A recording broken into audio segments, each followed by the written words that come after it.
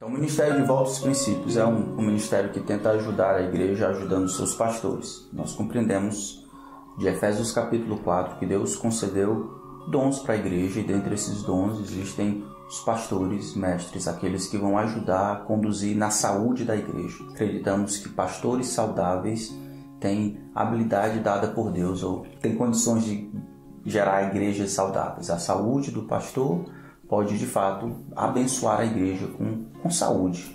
Uma igreja que caminha de acordo com a vontade de Deus. E aí nós estamos encontrando alguns pastores que têm passado e se desenvolvido ao longo dos anos, sido fiéis, pela graça de Deus, ao longo dos anos. O seu Bruce é um deles. Então nós trouxemos ele aqui para nos dar algumas dicas de como a gente pode perseverar. Ele estava me dizendo aqui que ele chegou em 76, é isso? Sim. 76. Nessa época eu ainda não havia nascido e obviamente não nasci de novo. O Sr. Bruce tem trabalhado aqui no Brasil, plantando igrejas, ensinando e treinando obreiros 45 anos. E aí a gente queria agradecer pela presença dele aqui com a gente e agradecer pelo trabalho dele para o Senhor aqui no Brasil, né? Nosso prazer. Amém. Não mereço isso não, mas agradeço a Deus. Vamos pensar aqui na primeira pergunta. Pastores saudáveis geram igrejas saudáveis. O senhor concorda com isso? Absolutamente. Primeiramente, eu creio que isto seja verdade, justamente porque, por exemplo, em 1 Timóteo capítulo 3, Tito 1, a questão dessas qualificações ministeriais são porque é da responsabilidade do pastor ser um modelo para o rebanho.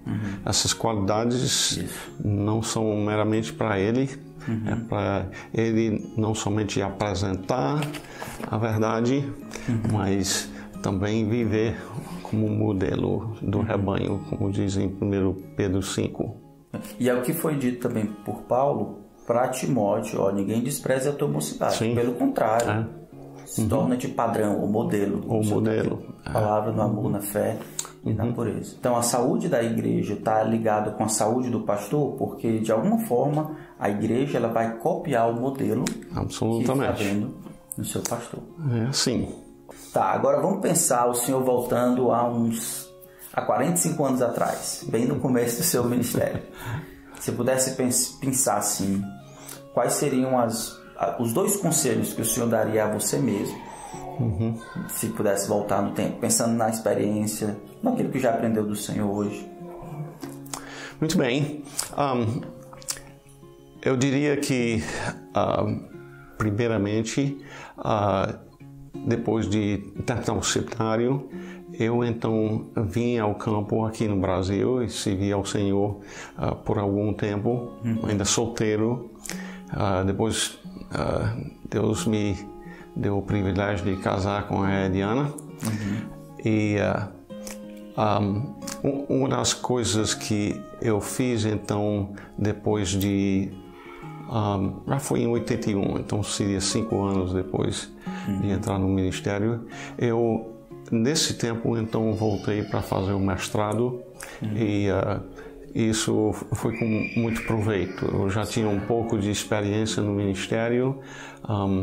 Eu não estava vendo a necessidade disto quando tinha terminado o bacharel, mas depois de uns anos no ministério, aí eu senti a importância disto. E lá, uma das coisas que muito beneficiou o meu ministério através dos anos foi quando o meu professor de missões, que tinha sido missionário na África, ele abriu as Escrituras, mostrou que Jesus tinha enviado os 12 de 2 em 2, mesmo quando tinha acabado de dizer que os obreiros são poucos, ele não diz muito são poucos, então um lá e outro é assim lá. Que a gente faz às vezes, né? Pois bem, de fato, alguns dos missionários da nossa missão, quando eu adotei isto, disseram, mas os obreiros são muito poucos e a gente tem que espalhar. Mas além disto, os 70 enviados de 2 em 2, o Espírito Santo chamou Paulo e Barnabé, não foi só para espalhar os dois. E isto tem sido um benefício para mim, pessoalmente, mas além disto, uma questão da visão de estar também envolvido em preparar obreiros para fazer o meu trabalho que eu estou fazendo. Multiplicação, você está falando. Exatamente. Então, se eu estou entendendo bem, os conselhos, eles seriam: continue estudando, se conseguir algum estudo formal, né, numa escola de preparação, trabalhe em equipe, trabalhe em equipe, sempre possível. Não deixe que a demanda de campo, a necessidade dite, né? Sim. E a terceira coisa seria, a gente esqueceu, qual seria a terceira coisa? Se você esqueceu, eu sou mais velho que você. Multiplicação, peguei. Ok. Lembrei. Sim. E aí a terceira coisa sobre multiplicar ou treinar outros para fazer a mesma coisa, né? Sim. Então, nessa última aí, eu acredito que vem de 2 Timóteo capítulo 2, né? E que de minha parte ouvistes, através de muitas testemunhas, isso também transmite a homens fiéis e idôneos para instruir a outros. Então, eu estava numa conferência da BGFM, acho que 2 anos atrás, e a pessoa que estava ensinando, Paul Sager, ele estava dizendo que uma das coisas que ele vacilou, não fez bem no começo do ministério, que era, não sei se eu lembro, mas ele me impactou bastante. Exatamente. Não ter conseguido investir em liderança. É verdade. Então, eu sou mais novo do que o senhor, então é uma coisa que eu tenho tentado ajustar meu ministério, gastar um pedaço grande do meu tempo com homens fiéis que possam replicar esse negócio, né? E replicar. Sim. Qual seria o problema de não fazer isso? Bem, primeiramente, fere o que Jesus disse de fazer discípulos. Fazer discípulos não é só levar a conversão ao novo nascimento, então desobedecer o Senhor. Certo. Mas eu diria que um dos problemas é que é fácil, com o estudo que nós temos, de passar a pensar: os outros não sabem, eu tenho que fazer. E com isso a gente acaba nunca preparando outras pessoas para fazer o ministério. Então, se a gente não puder fazer por um motivo ou outro, porque a gente não treinou outra pessoa, o negócio vai acabar sendo prejudicado. Vai ter talvez seitas que vão pegar esses que não são agora treinados e coisas assim. E quando eu sair, não tem quem continua. Não tem quem continua. É um negócio triste. E acontece. Acontece muito, né? A pessoa concentra. Eu acho que às vezes tem falta de instrução, mas talvez tenha um pouco de orgulho ou ameaça. Pode ser. Eu não vou treinar porque essa pessoa vai me substituir, vai fazer melhor do que eu. Não... Infelizmente, né? Pastores pecadores. Eita. Pastores pecadores.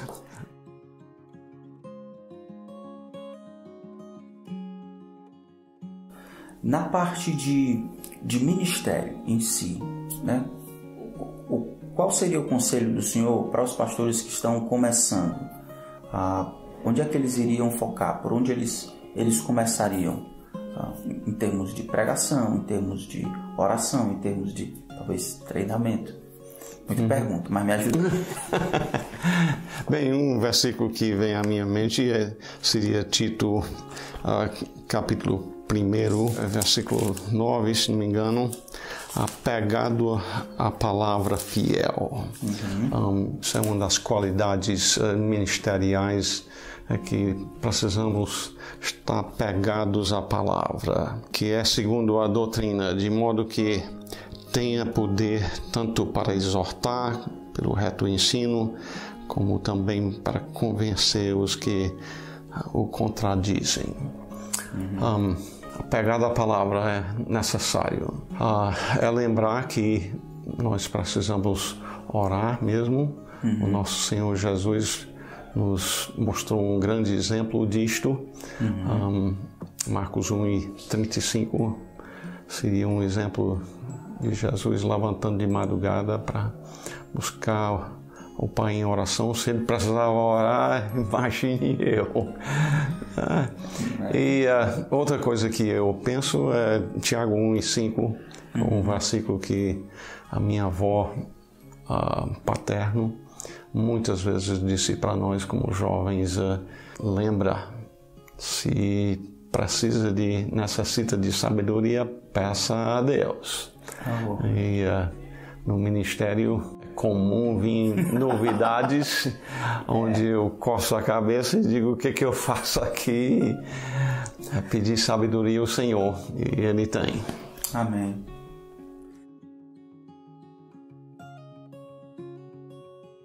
O senhor fala uma coisa que eu espero guardar por muito, que a família, ela não compete com o ministério. Isso é, você pode servir a Deus, pode ser piedoso, e as famílias não são distração. O senhor queria que o senhor falasse só um pouquinho sobre isso, porque na modernidade, filho é coisa ruim. Sim. Filho é bucho, como se diz. Filho é distração, é roubador de sonhos. Despesa. Problema. Então o senhor pode falar com propriedade? Que o senhor terminou de criar 9, não é isso? 10. Terminou de criar 10. Então o senhor pode falar um pouco sobre isso. Mas não é por minha experiência, não. É adquirindo sabedoria do Senhor na sua palavra. Mas é compreender primeiramente que Deus formou desde o primeiro dia a primeira família. Né? Certo. No 6º dia da criação, Deus formou homem e mulher e fez logo o casamento. Mandou que se multiplicassem. Então, a família é importante assim para a sociedade de um modo geral, mas o exemplo, mesmo quanto a pastores, fala do amor que o pastor deve ter para com a sua esposa, né? Fiel a ela, marido de uma só mulher, e fala também da criação dos filhos, que se não sabe governar direito em casa, nem está qualificado para pastorear a igreja, porque é para ser modelo para a igreja de uma coisa em ordem. Então você precisa fazer bem em casa primeiro, se quiser ser pastor, não é do outro, né? Na outra direção, deve ir para lá. Massa. Deus é um Deus de ordem, e Ele quer que a sua igreja seja também, e nossos lares. Quando o senhor diz que governe bem a própria casa, o que o senhor quer dizer com isso? Significa, o que o senhor quer dizer com isso de maneira prática? Muito bem, governar é ter a liderança. Certo. Em tantos lares, infelizmente, as crianças são quem manda. O que a criança quer, os pais dão, se puder. E muitas vezes se estica demais atrás de dar o que a criança quer, e acaba com uma criança mal criada, que prejudica, não está disciplinada, quando o Senhor disciplina os que ama. Certo. Então, tanto exercer liderança, exercer autoridade, quanto disciplina.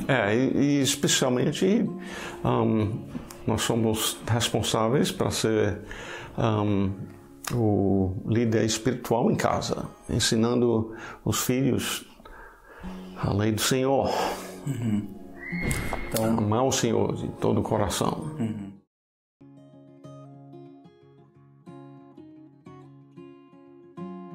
Então a gente viu a pessoa, ou o pastor e Deus, digamos assim, o tipo de homem que ele deve ser, por que ele deve ser agora por causa da igreja como modelo, família do pastor.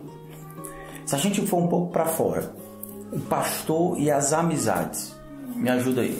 o que o senhor acha? Qual a importância da amizade no ministério? Amizade com outros irmãos. Se isso é realmente necessário, a gente pode viver a ideia do lobo solitário. Pastor é um bicho solitário às vezes, né? É verdade. Então, me ajuda aí com isso aí. Primeiramente, eu diria que é uma obra grande, é um trabalho grande, o ministério, e facilmente a gente se ocupa demais e não tem tempo para amizades, por exemplo, com outros pastores. Se a gente não cuidar, a gente rejeita um e rejeita outro por diferenças que não são tão grandes, não são tão importantes. Mesmo tendo diferenças, eu não sei de tudo, eu não sou Deus onisciente. Eu preciso aprender com outros. Então a humildade é qualidade muitíssimo importante aí para a gente reconhecer que nós precisamos de amizade com outros pastores também. A gente pode ter esse tipo de amizade com a nossa esposa ou não? Bem, ela deve ser a amiga principal, com certeza. Mas nós precisamos de amigos pastores também. A própria questão da equipe pastoral que a gente estava falando já pode muito bem ser isto. E como eu tenho dito para alguns, uma das coisas, olhando para trás, os anos passados, vendo diversas pessoas caindo no adultério, talvez se fizessem parte de uma equipe, talvez isso não tinha acontecido. Né? Tendo boas amizades pastorais, alguém que chama a atenção e vem cá, é uma coisa aqui que não está certo não. Mas aqui a gente tem um presbitério e a gente já experimenta isso. Ele foi criado agora, mas a gente já experimenta esse tipo em que um toma conta do outro. Eu não sei como é que seria isso numa igreja em que acredita que de fato um pastor deve ser o lobo solitário, tá lá na ponta sozinho. Eu acho que realmente não foi plano de Jesus. E eu vejo uma das razões porque a gente precisa trabalhar para o bem do povo. Ninguém tem todos os dons, ninguém sabe de tudo, mas um grupo de homens qualificados biblicamente pode providenciar um exemplo melhor de Jesus, né? Talvez cresceu mais um área e outro não. E cuidar um do outro. E o que a gente faz, a gente pode fazer com melhor qualidade do que se está dividido aí num bocado de coisa que não está nem preparado para fazer, né? Não dá. Tem que fazer, né? Tem que fazer. Eu lembro lá na Maranata, bem no começo, e o senhor deve ter experimentado isso, plantando igreja, você tem que fazer quase tudo, né? Você tem que tirar o lixo, você tem que pintar, tem que entender de construção, aí tem que pregar, começar uma escola de música para começar o pessoal a tocar. Eu não sei como é que, sobre a graça de Deus, só pode ser. Eu não sei como é que esse negócio deu certo, não. Quem vai assistir isso aí, bom, é para liderança. Então são ou vocacionados ou pessoas que já estão no ministério ou que estão começando ou que estão... Então é para pessoas que estão no ministério. Se eu tenho alguma coisa que, rapaz, isso aqui, aproveitar. Isso aqui seria muito legal se eles soubessem, se eles lembrassem. Em 2 Coríntios capítulo 3, versículo 5, Paulo diz: não que por nós mesmos sejamos capazes de pensar alguma coisa como se partisse de nós. Pelo contrário, a nossa suficiência vem de Deus. E não somos capazes de nós mesmos. A nossa suficiência em termos de um ministério que envolve levar o Evangelho, que regenera, e a palavra que santifica, nós não somos suficientes para isto.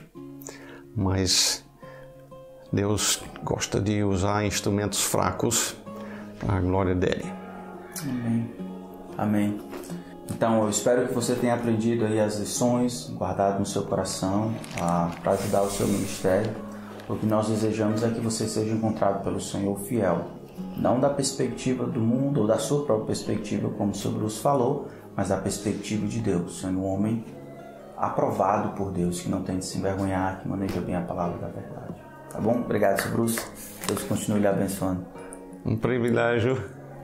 Deus abençoe os irmãos que desejam servir ao Senhor, que possa multiplicar os obreiros por meio do seu ministério. Amém. Então Deus abençoe vocês. Até daqui a pouco. Eu vou bater, não se expõe não, é porque tem que bater. Vai bater em quem? Vai bater em quem? Não se expõe, né? Não, eu já vi o que você faz.